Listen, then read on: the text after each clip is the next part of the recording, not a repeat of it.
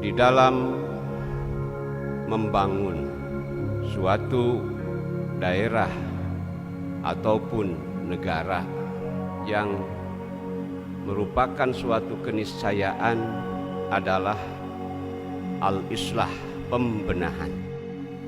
Itu diungkapkan oleh seorang pemuda pada waktu itu dan dijuluki sebagai orator para nabi, khatibul anbiya, Nabi Syuaib.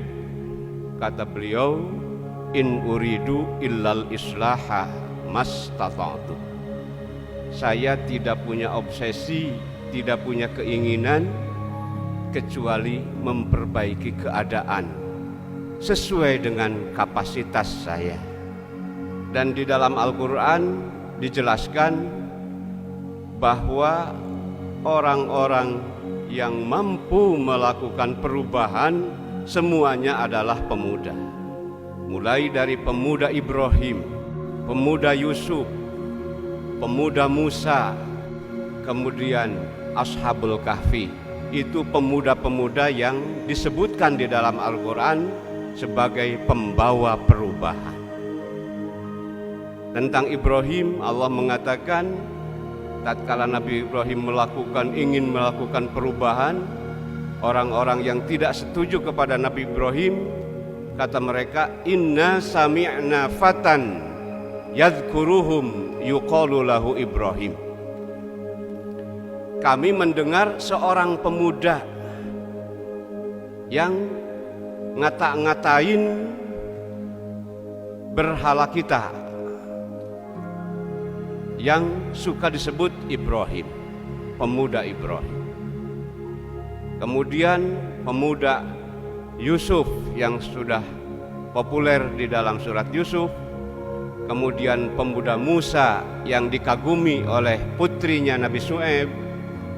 Kemudian Ashabul Kahfi 7 orang. Ibrahim membawa perubahan dari kerajaan Namrud yang acak-acakan. Yusuf pun pemuda yang akhirnya menjadi raja. Musa pun pemuda yang bisa merubah arogansi Fir'aun. Kemudian Ashabul Kahfi yang berani melawan Dakyanus.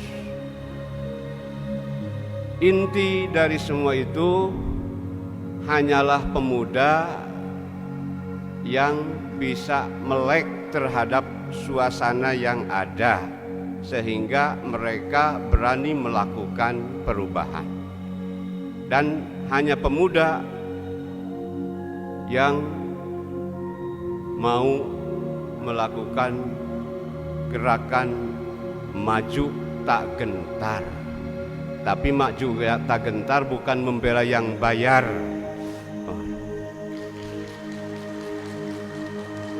Pemuda itu berani maju tak gentar membela yang benar.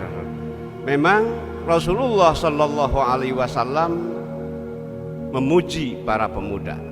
Kata Rasul di dalam kitab dimuat oleh Asy'arani di dalam kitab Tanbihul Muqtarin.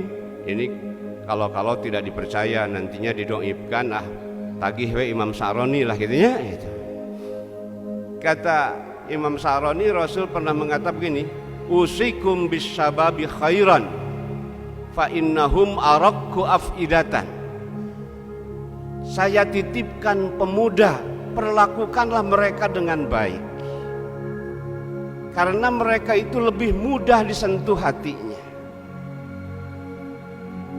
Kalau perlu bukti, kata Rasul, ala wa innallaha arsalani syahidan wa mubasyiran wa nadhiran fajalasanis syabab wa khalafanis syuyukh.